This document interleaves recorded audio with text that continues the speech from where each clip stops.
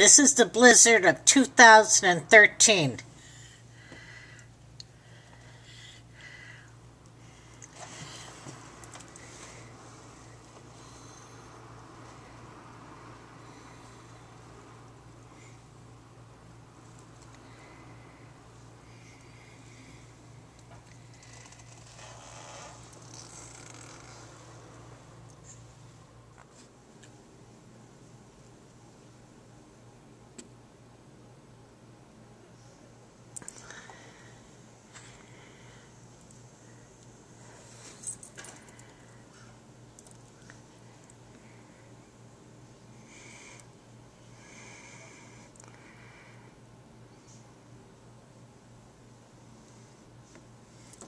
That really is one of my biggest concerns. Northeasterlies up to 75 miles per hour. And well, pay attention to that first line.